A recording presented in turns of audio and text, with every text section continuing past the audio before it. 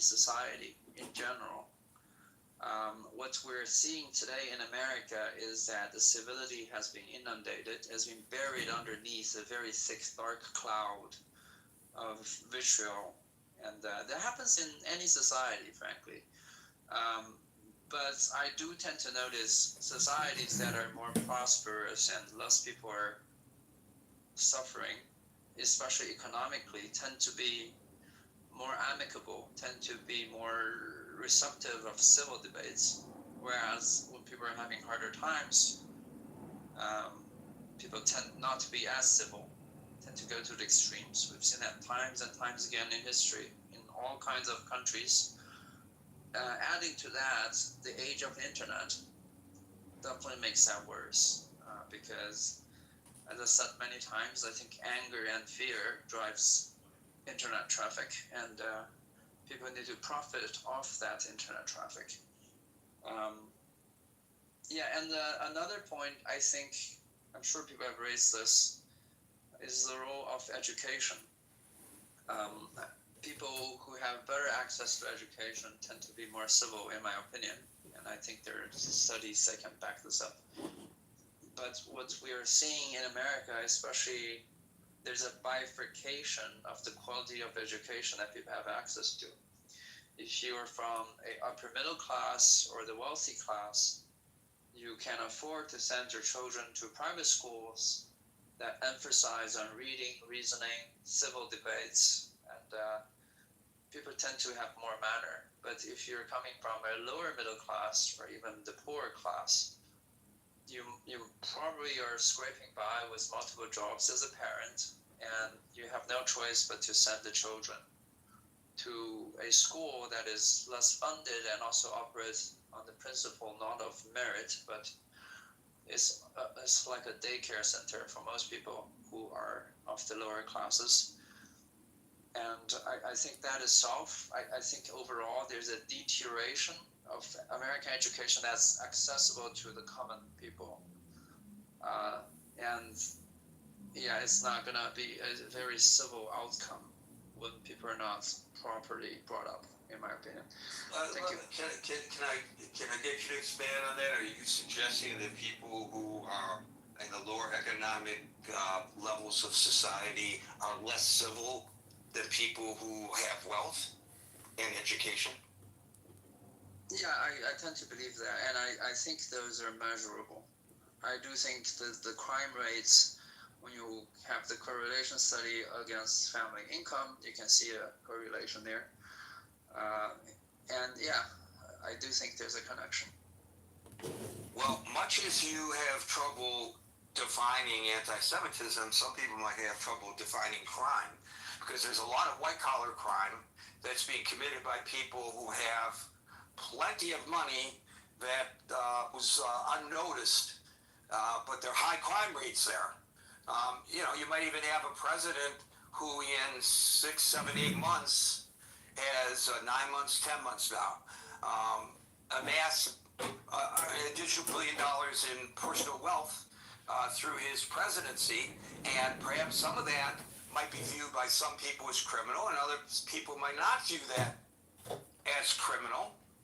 But it happens, and the awarding of contracts based on relationships, and these are not being awarded to people in the lower stratosphere, they're awarded to people in the upper stratosphere. Is that not just as much a crime as somebody shoplifting a Twinkie from the shelf at Penn Station in New York? I would argue it's even a greater crime. The lady I described was taking something worth like $2 or less, and we're talking about people who are taking millions and sometimes billions of dollars. And all that, by the way, since you use the term measurable, I will use the term documented, has been documented. So I don't know whether the cause and effect really is as measurable as you think, given the narrow parameters that are being used to define crime. if I might respond to that a little bit, I don't think we were talking about crime. I think we're talking about civility. But you brought up crime. So why did you bring it up if you didn't want to talk about it? Well, it's one of the data points that I think correlates to what I'm saying. But even if you measure civility, I think it actually depends more on education more so than crime. But yeah, we can have that debate, but that's not the debate I really want. I spent over the last 2 years. I spent several weeks each year in rural, poor Appalachia, depending on where you live and what you prefer. Oh my God, I've had people who said, I've lived in Appalachia all my life. I've never heard it called Appalachia. And then I've heard people who say, I lived in Appalachia all my life. I never heard it called Appalachia. So, but you know what I'm talking about. I spent time in Kentucky and in West Virginia and in Pennsylvania. I stayed in small towns. I've met people who literally don't have running water. And they're as nice and as civil as can be. Why is that? I don't know how measurable really your argument is. Doctor, followed by Ben, followed by David. Thank you. Anyway, I try to give my own perspective from coming from an Asian thing. Fantastic topic. I really liked it, and I think the answer is yes. For one thing, that is because somebody like you thought about civility, that word itself. So that means humanity is not lost. That makes me really hopeful. So somebody is thinking about civility, somebody would like to talk about please civility. Don't hang your hat of hope on the shoulders of Derek. Oh my God, please don't do that. I cannot live up to that, but thank you for Sure. So that means it's there, and my way of looking at it is that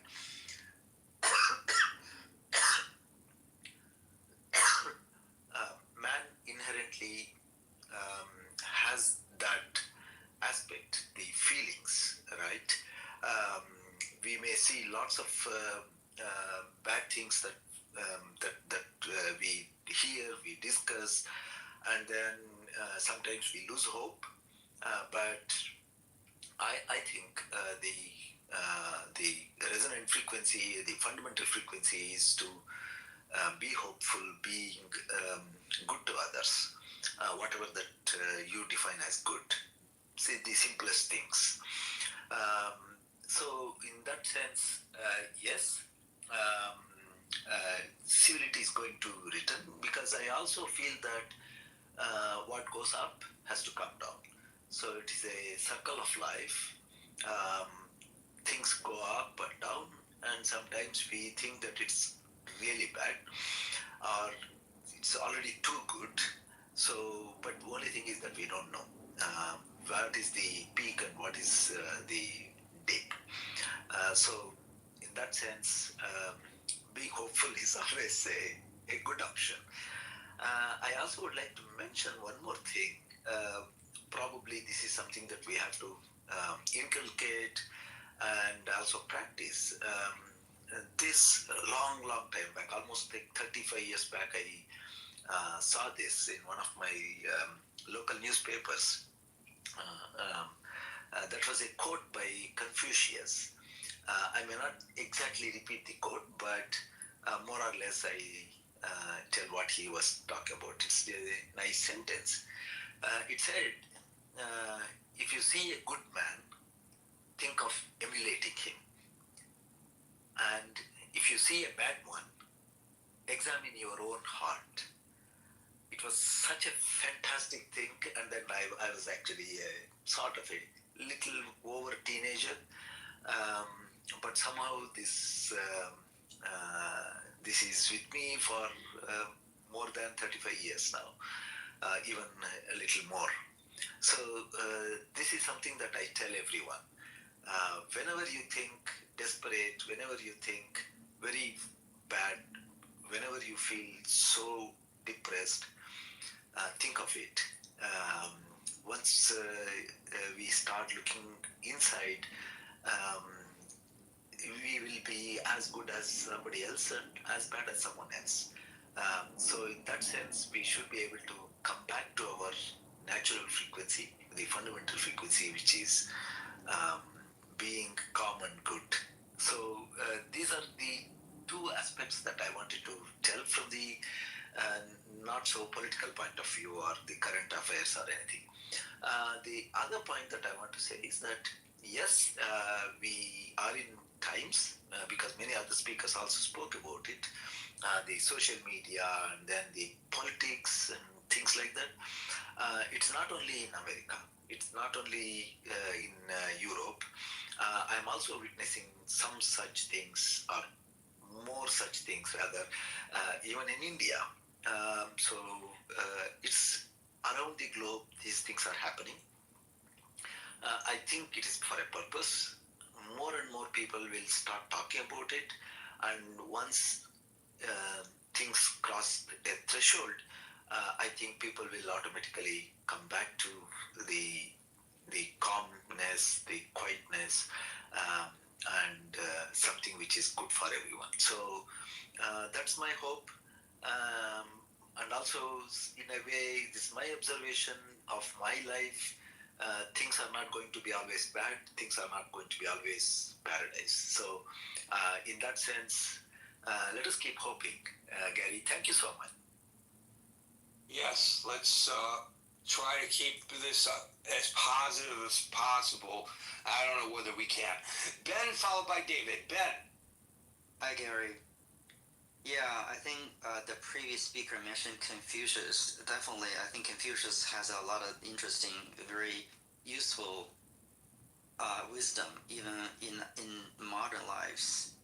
The fact that that saying that he quoted, emulate a good man when you see one man, good person, and then when you see a bad person, look at yourself, examine yourself.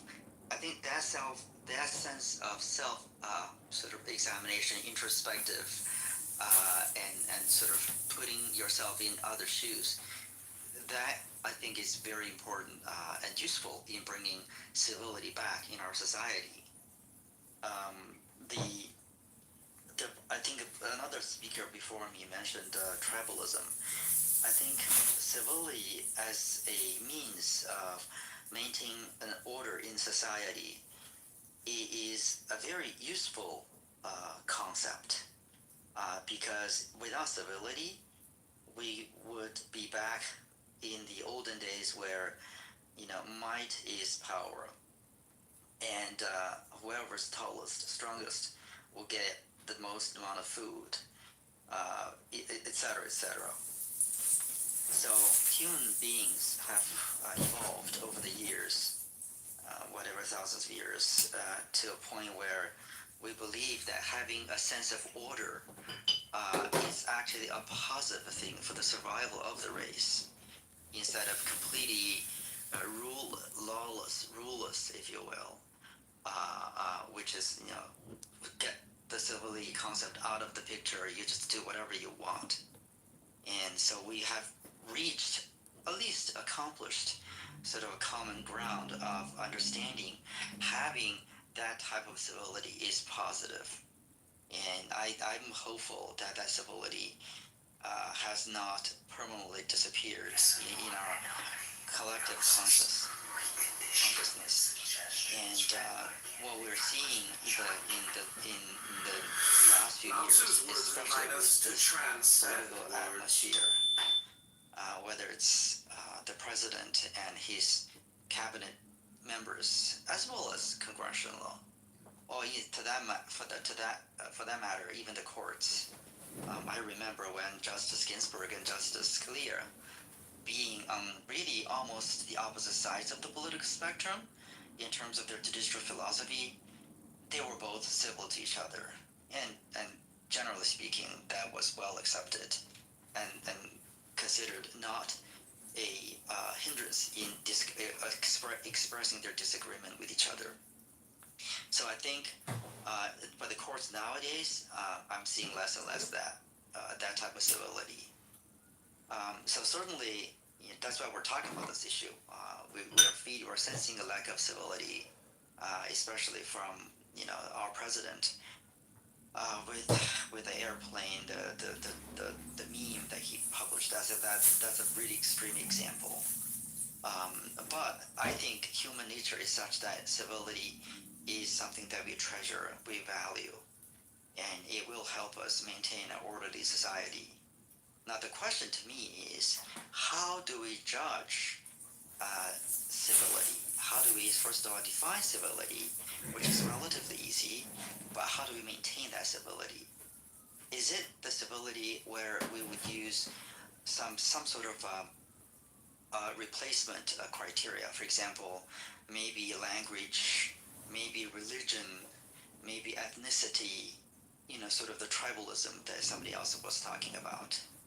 And in my book, I think, at least for the United States, the rule of law is a very effective tool to maintain what I considered workable civility versus using some other criteria that I just mentioned previously.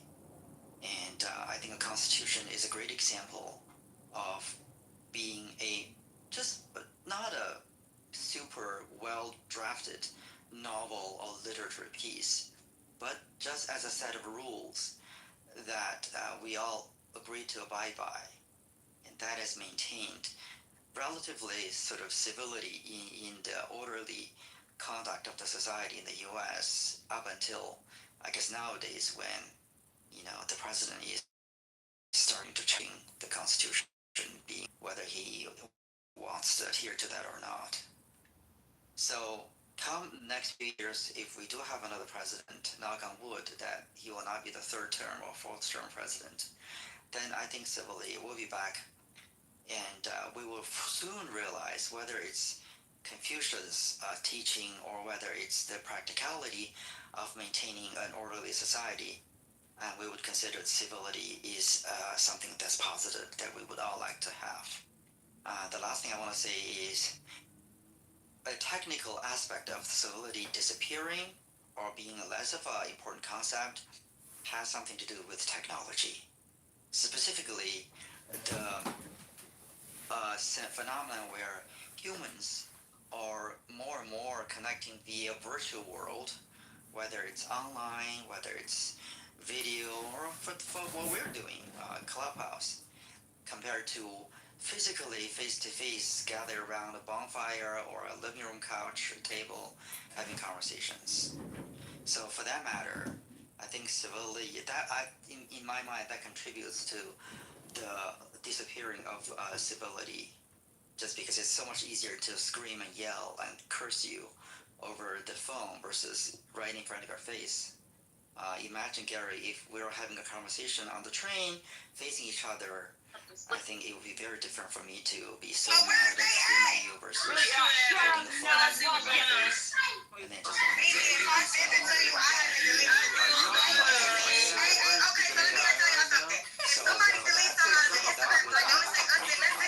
encourage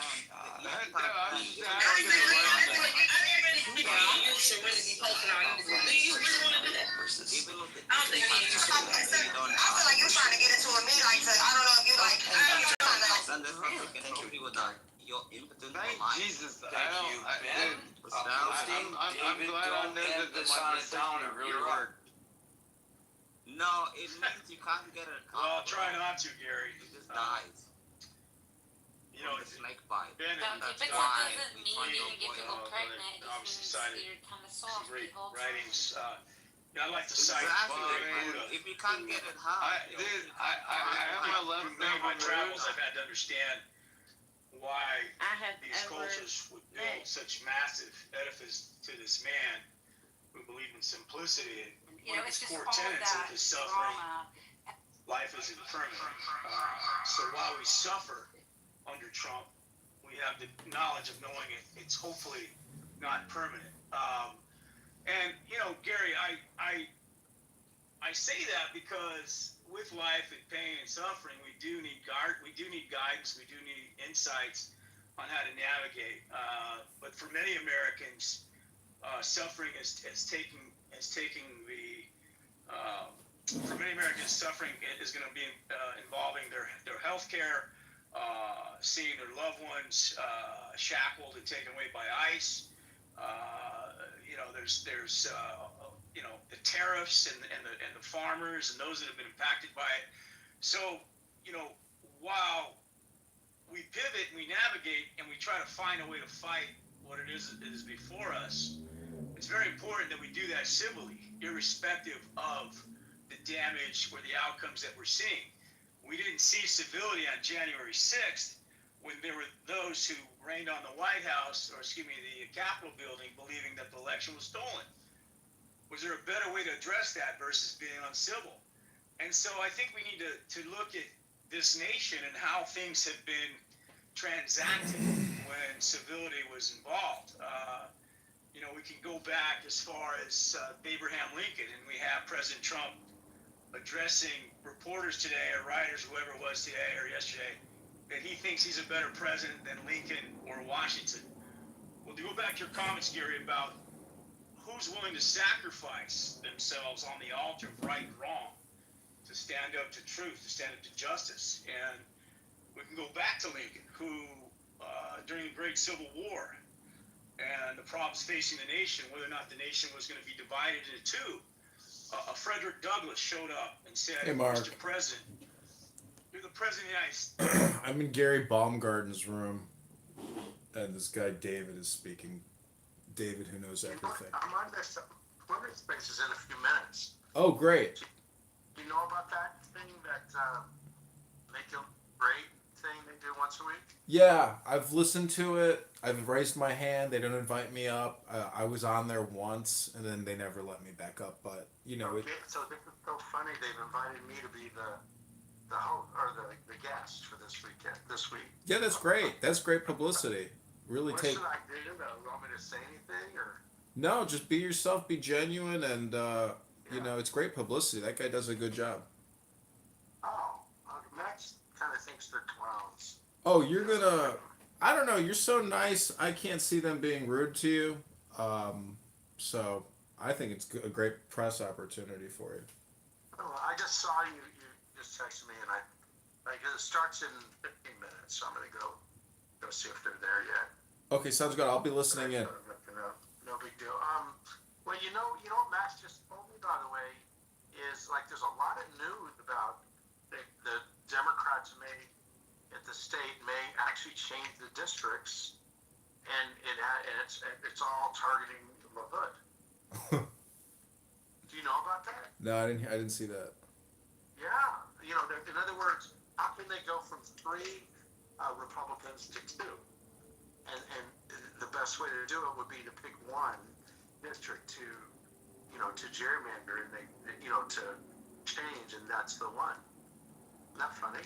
Well, if you really look at Rockford, Peoria, Bloomington, the biggest towns, the main city centers are all Democrat. They gutted it. I bet they are for sure. So it's already. How much more can they extract? I don't understand. Yeah, they have to they probably draw a bridge going all the way into Chicago or something. They could make it look any way that it doesn't matter how silly it looks.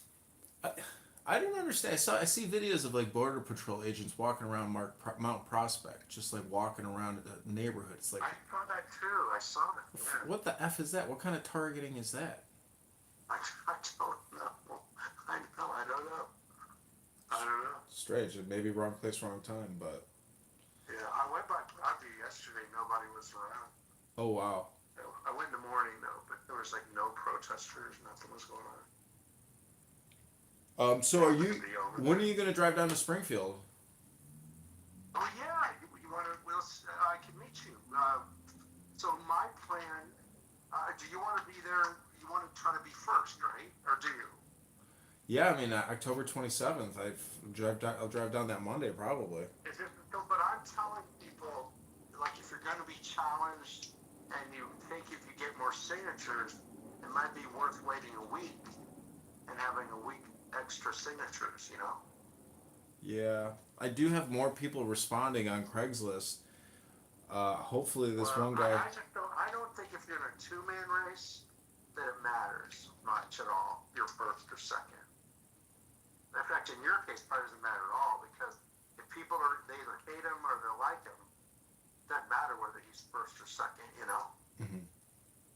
But anyway, it's up to you. But if you want to be first, then you got to get there before. I'm not sure what time they open on Monday, but before they open, as long as you're in the line before they open, then even if LaHood is there, then you'll be in a lottery with LaHood. You know, even if he's in the front, you're in the back. It doesn't matter as long as you're there early enough before they open.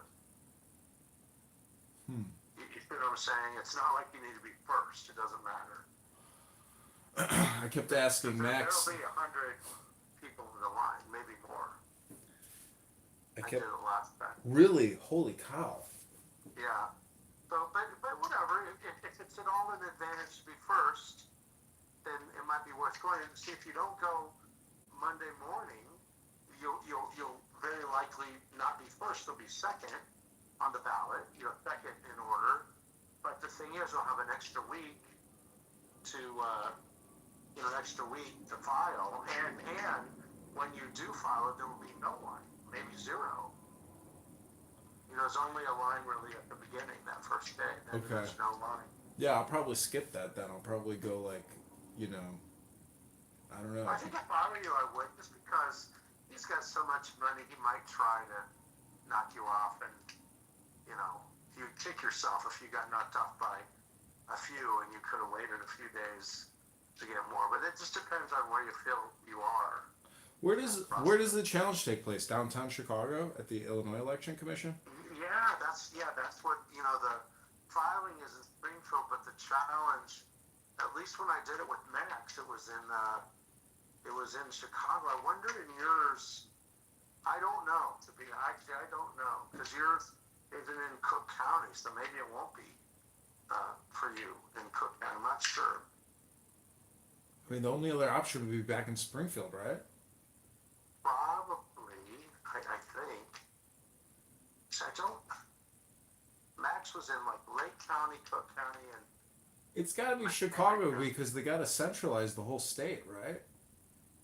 yeah, but I doubt they make people drive from like East St. Louis all the way to Chicago. But maybe they do. I don't know. Yeah. So you can look on that thing and see that, that SBE website. I'm sure it says it on there. Well, regardless of whether it turns out good or bad for me, it's been a really great experience. I can't thank your son enough for, No, it's good, you know. man. Don't be like that. Let's win. Oh, Let's first of all I make it have. on the ballot. Just getting on that ballot will be the victory. Man, they're so pissed with the, with the shutdown and all this stuff. I don't know. Don't you get this a lot? Like people hate him. Republicans hate him, right? You know, I read that Trump was going to bail out the soybean farmers, and LaHood and Trump are tight. So if LaHood can get that bailout, Trump will technically buy the election for LaHood. But who am I, to stop him anyways? I mean, but if even the Democrat candidates, there are just a bunch of nobodies. So I don't know. LaHood's got 10 million. A lot of shit is going on, and who knows what's going to happen between now and March. I guarantee you there will be significant events that will happen, and we can't even imagine what it is. Yeah, I mean, it's... God forbid, Charlie Kirk kind of thing, who knows? A war. Well, the government shutdown, who knows? Like, there could be another pandemic. There could be all kinds of crazy That's swan events. This gerrymandering thing could come into play. Think about that. If they gerrymander it, people would be pissed. I'm just talking about the primary. They'll be pissed that they gerrymandered, and they might But how? vote for him. You vote for the other guy. I'll try to find the article. But how in the world is the Illinois Senate or Illinois representatives changing the districting when all that's done through the census? So you got to ask them that. Apparently, the states, like Pritzker and the state Senate or state house, can do it. They sue though. They have to sue the federal government. You know, it's not straightforward, but it's possible. They have to sue the federal government because that's what Newsom is doing. He's suing the federal government for the redistricting. Oh, okay. Yeah, that must be it. Yeah. I mean, anyways, but well, good luck on this interview. They can be tough cookies, but I'm sure you can handle them. And you know, they. Think about all our experience on Clubhouse. There's about compared to Clubhouse, it's not. I know, and they got the one guy Libs of Chicago. He has a very big X account where he posts a lot of Chicago stuff, so he's kind of famous and he's a nice guy. Max has a little conflict with everybody on X, but The Mac was kicked off. They told me he can't be on it. yeah, I don't know why they kicked him off that 560. He said he was getting censored there, but this is life. There are censors, and the people you're talking to are censors as well. I'm gonna find out. I'm gonna get a little bit more. I'm just curious. I don't like that. That conservative radio shouldn't be censoring anybody for if they're getting at the truth. You know.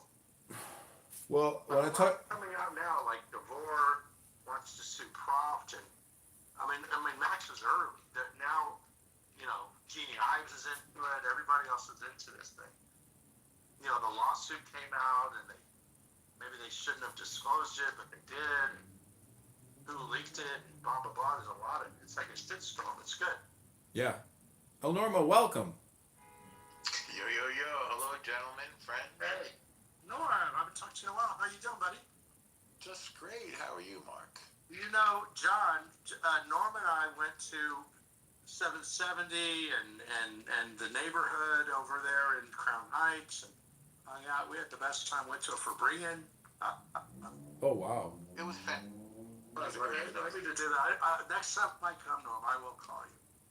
I would love to do that. Well, I'm going to hold you to that. And I took advantage of one of your ideas, and I flew to Eretz Yisrael from Europe, and it was much smarter than flying directly from the U.S. It was so much more convenient. I know, it's crazy. You get there and it's like nothing. And my flight from Rome cost $80. Well, I didn't have that benefit because I went during the war. And it was, so I flew El Al because of the missile defense systems. Plus, it might have been the only big flight. I think Ryanair hasn't put their missile defense system up yet, but whatever it is, you know what I'm saying.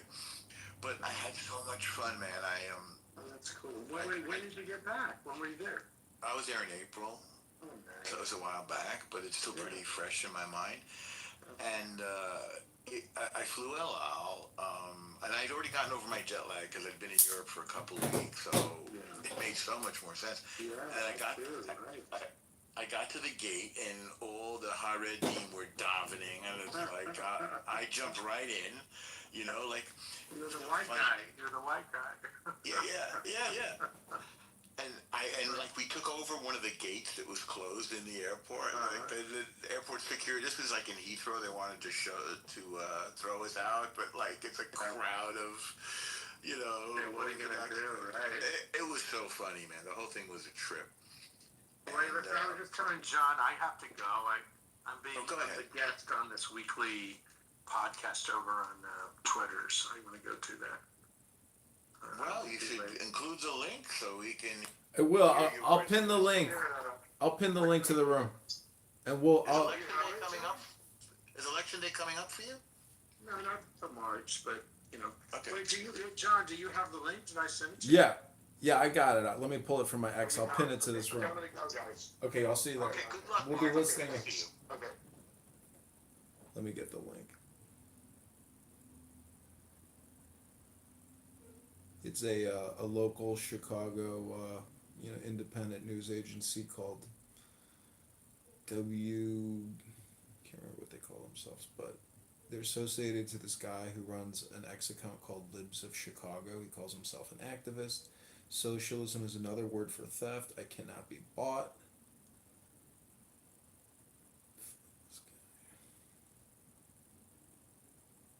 All right. Do me a favor and text it to me. I'm in a work zone, so I have to stay in the zone, and I don't want to be rude to you and ignore, so I'm just gonna skip around. Oh no I'll worries. try to tune into the Mark thing. Are you gonna? Why could you text it to me? Oh well, yeah. Okay, and always good to see you. Good luck. Okay, thanks. Talk to you soon. Bye. All right, bye. All right. Well.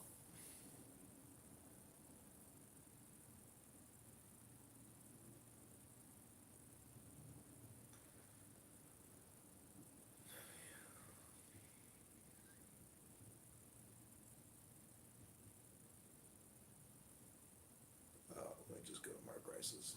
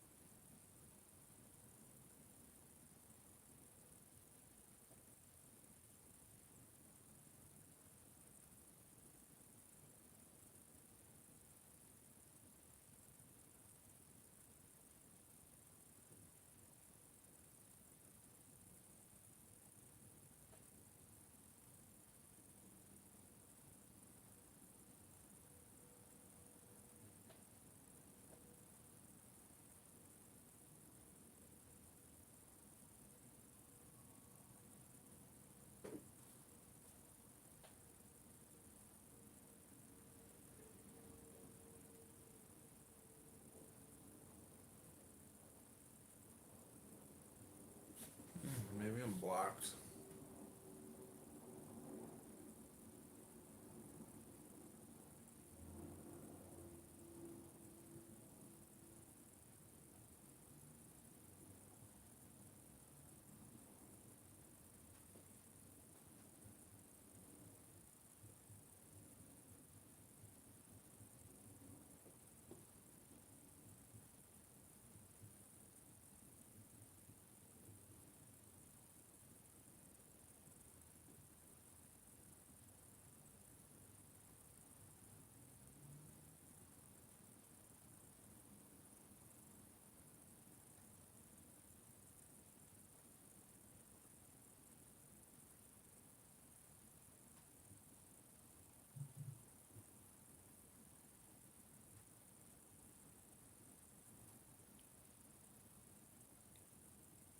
Okay, I'm gonna end this one. This is in the critical thinking after party, or maybe I'll leave it open. Fuck it. See who shows up. Okay, this is John for Congress.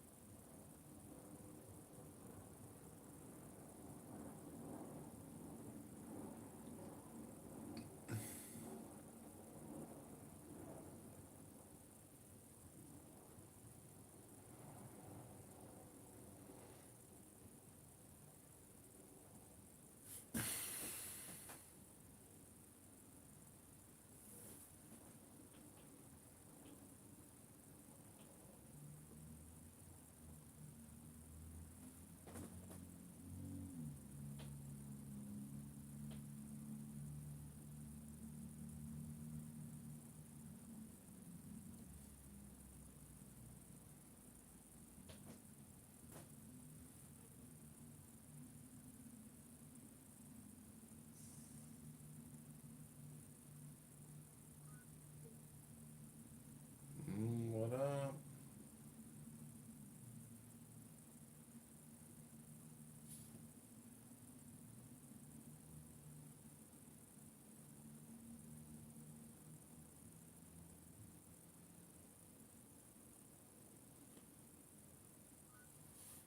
Scott.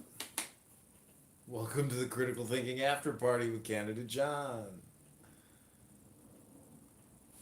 I don't want to steal Uncle Steve's glory, but I think I don't think Uncle Steve is working today. I don't know.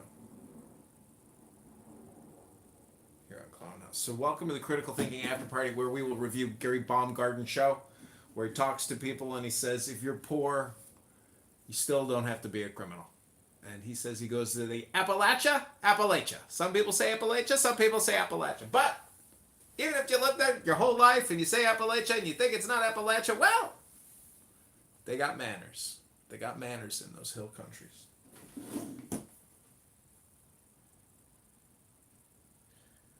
Can you hear me? Karaoke. I need to flip the play like recently. I've sung with 3 songs.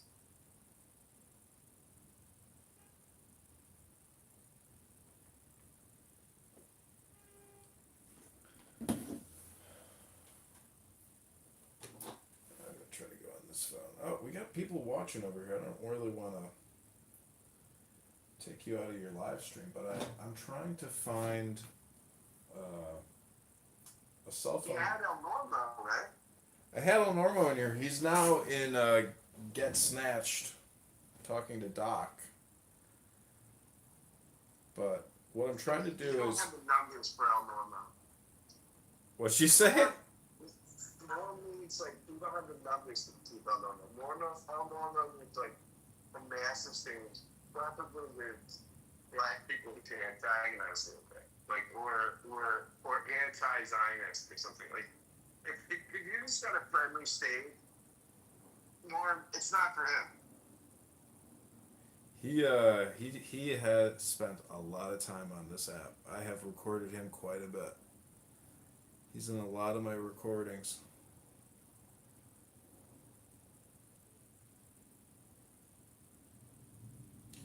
Well, I'm having a hard time finding this other X space.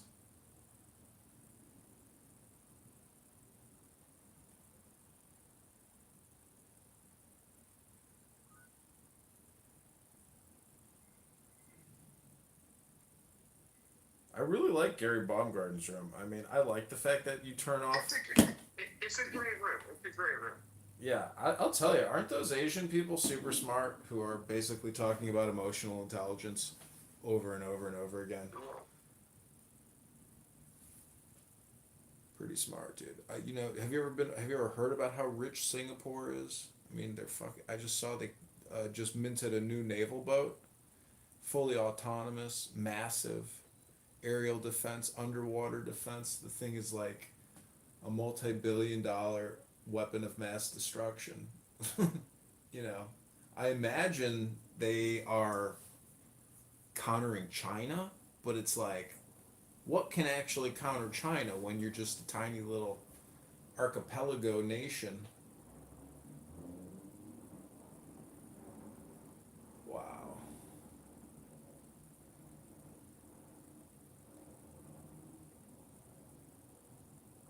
So, what's interesting about Instagram is you can no longer do live.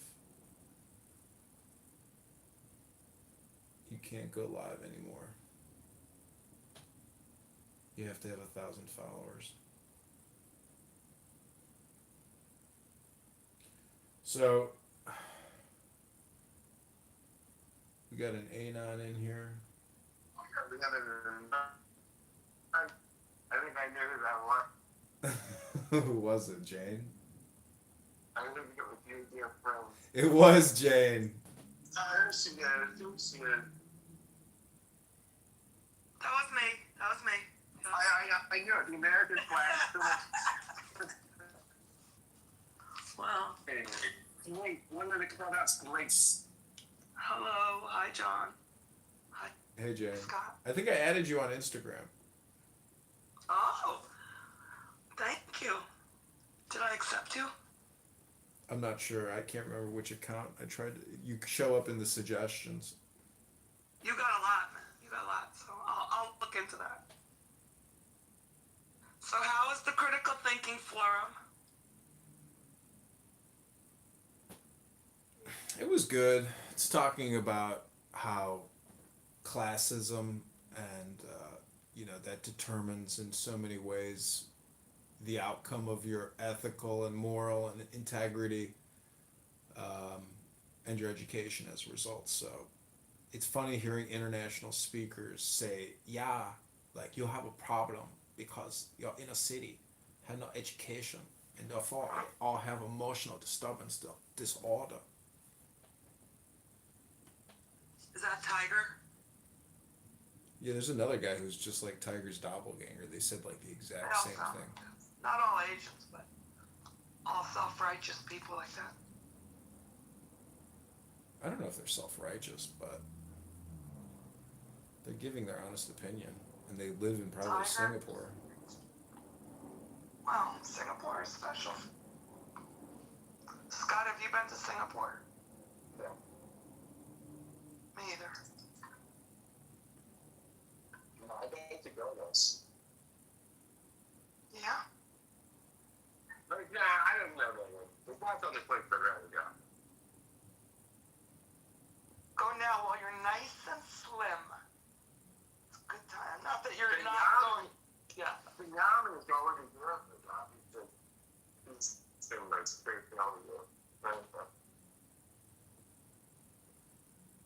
John, can you believe Scott's transformation? What, like his Just the way positivity? yeah, no, he's always positive. His workout schedule alone. It's impressive to me. Every day yoga, John. Every day. Yeah. At least 10 minutes. It would be great if we were like 24-year-olds with a great ass, on Instagram, wowing people. I know this girl who has this psychic star chart reading business, her own app, 500,000 followers. She's selling a book. I mean, this chick has made like $500,000 on TikTok and Instagram and YouTube, just pushing Scorpio, zodiac, astrology. It's called Astrobella or Astrobella Luna.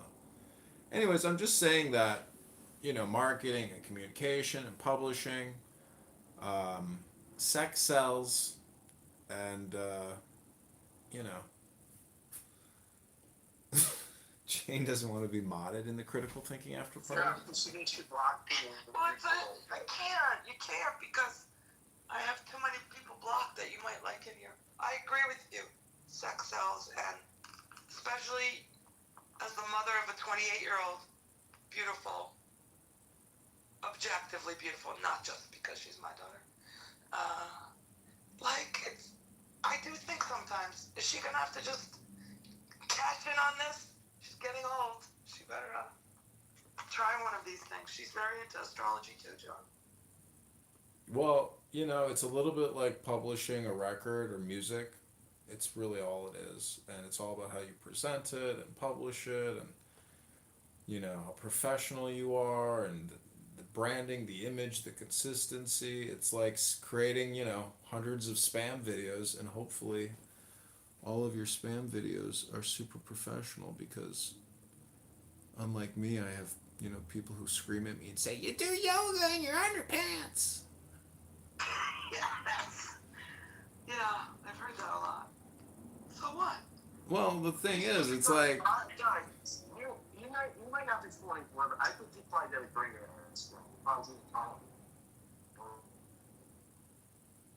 couldn't make out what you said, but You said you're hot, John. He thinks you're hot. My signal is well, Scott's not the individual or the target demographic of who I want, to think that I'm hot. I want some beautiful girls in their 20s and 30s and 40s and 50s and 60s and 70s saying, "You know what, John? Keep doing yoga. Here's another $10." Get some new underpants. Yeah. I did. I got new undies, new socks. Because I didn't want to have to do any laundry because I had this guy in the basement that I didn't want to have to come across. If you're in a city, can't you bring it to a wash, dry, and fold place? No, I got Get it nice. I got 2 washing machines in my basement. I just got to get down there. Yeah. So, anyways, we were Didn't Uncle Steve, wasn't he doing a critical thinking after party? But maybe not tonight. I don't know. I didn't see it. But I'm listening to the Doc Show in Got Snatched with Serendipity and Mike, and I've been recording all day. You know, I have a second recording studio in my house, in my yoga room where I live stream. And I will tell you that the amount of time that people are on this app when they have children and jobs and houses and all kinds of responsibilities, uh, it's just absolutely. Maybe it's because I'm not an Apple iPod person, you know, but I like siloing and segmenting and categorizing. But I'll tell you, people. I'm doing it right now, but people just love hearing their voice. That's what's happening. Mike Moon likes that room, so yeah. I'm a free thing. Me too. Me too. Mike Moon and I had a surreal experience where he wanted to, whatever it's called, private, ping me, to have a one-on-one chat. We did, but I couldn't hear him. I mean, he couldn't hear me. But the guy was so into talking. I said in the chat, I can hear you. So he didn't need me to respond. And I thought, this is great. You don't even have to deal with me. But he was sticking up for Jews. I like that. I like many things about him.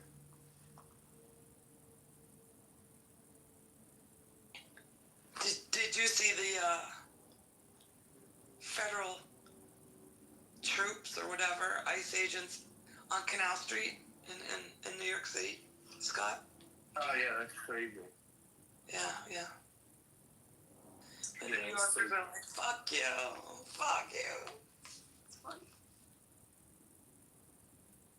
Yeah, they'll send stormtroopers in there.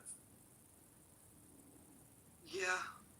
I mean, how do you view, arresting illegal aliens? I mean, especially the ones that are committing crimes. Like, there's some people running street scams, intimidating people. Like, how do you view Border Patrol or National Guard arresting known criminals who are illegal aliens and aggressive in the street? Like, you're okay with that, right? I'm totally fine with that. That's not what they're doing. Well, that is part of what they're doing. I've seen those arrests. Yeah, no, but that's not the problem. The problem is that everybody's for that. That's why the polls have changed. It's people who are totally for that. Like, oh sure, yes, it's criminal, close the border. Absolutely. But that's not what they do. When Stephen Miller says we need to do 1 million with a quota of 1 million, we have a quota. They're just going into Pizza Hut and the kitchens and like, no, I mean, that's the problem. The problem is, I have a friend, conservative from Alabama, and he's totally like hit the Trump. He's like, we can't just take the. I mean, he's like, do the defense exams. Like, it's underplaying the hand. I mean, it's sort of one of these things where it's just rounding up people. And this is the problem politically, right? What they're going to face is. What happens in the law and order when the order seems more chaotic than the discipline? And that's what's happening, right? Because that's why people like the poll numbers would go up in one thing of immigration. Because people say, no, even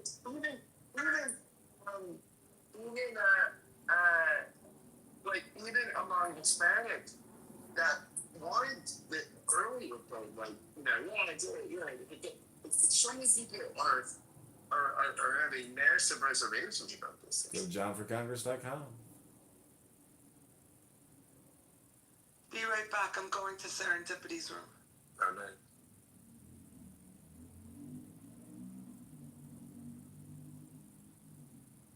Arnold. Hey, I just want to say, Scott, like, I saw you, like, imitating Donald Trump the other day. It was hilarious, man. Amazing. I'm not Congressman Kitover. Okay, I think the guy, he's fantastic. He's running against one of these rhino Republicans, okay, like, kind of like a trans gay Republican, okay? He's so terrible. The guy that Kitover is running against. I call, we have a big, beautiful bill. I call him the big, beautiful candidate. Okay, Kitover, he's so fantastic. Okay, this man He's very handsome. He's a very handsome, fantastic guy, Kitover. I mean, he loves me. That's what they say. He's more MAGA than Trump. I mean, it's fantastic. That was actually really funny.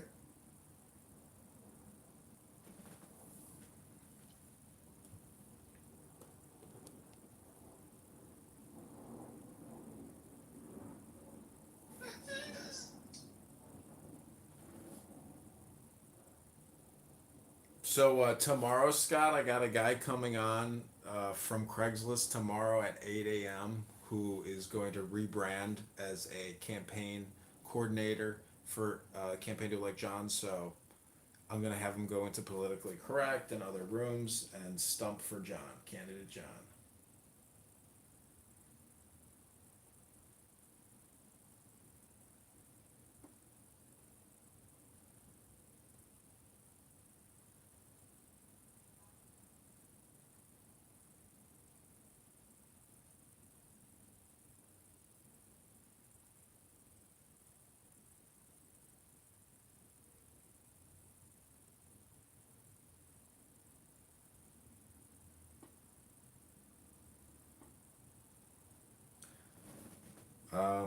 Are you doing any interviews coming up for your podcast?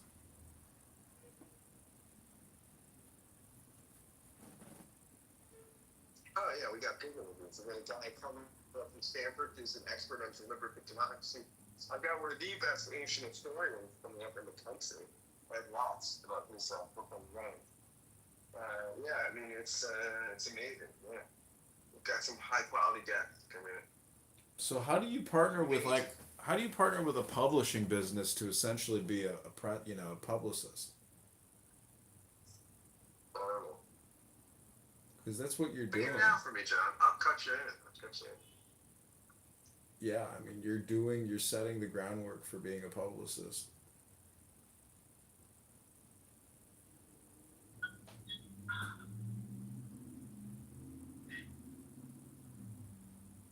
I look pretty thin right now, buddy. I'm looking at myself in the bathroom mirror. I look pretty thin, Tom.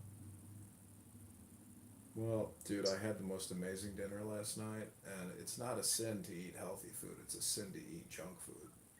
Oh yeah, it matters to kind of calories. Oh, my friend is here.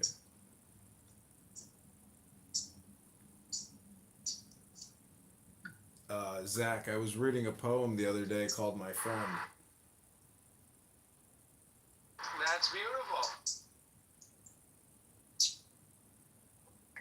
I just did jujitsu. Nice. I just did jujitsu yesterday for the first time in a year.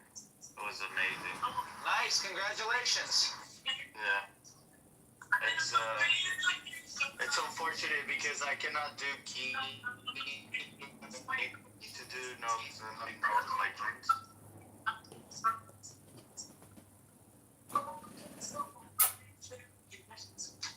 You mean you're a bitch and your pussy hurts? That's exactly it.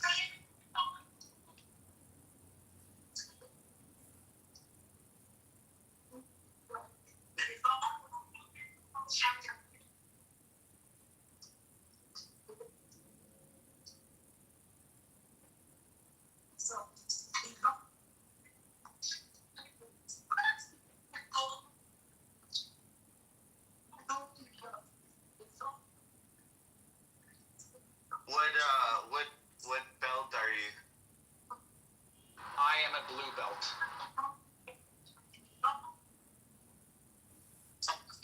I'm a shitty blue belt.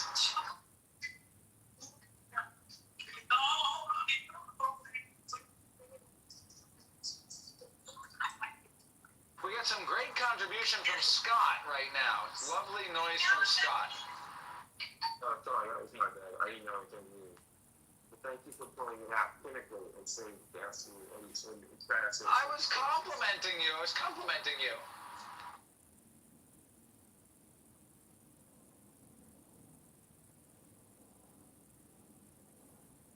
What belt you, Carlos? I'm a blue belt as well. Oh, nice. Do you know any jiu-jitsu at all? Or are you just a blue belt? I'm a blue belt in jiu-jitsu. What do you mean? Well, I'm a blue belt in jiu-jitsu, but I feel like I don't really know any jiu-jitsu at all. I just ended up being a blue belt. Well, I think that they say you don't really know jiu-jitsu until you get your purple belt. So Right, the blue belt is basically like a committed beginner. yeah, yeah. I feel like every blue belt feels the same way. But if you have submitted a few blue belts, then you can. If you haven't submitted any blue belt, then maybe you should get the blue belt. But if you have submitted a few, then feel confident you're a blue belt, a true blue belt. Yeah, I can do some shit. Sometimes, I got one tonight, and they said, good job. Good job, buddy.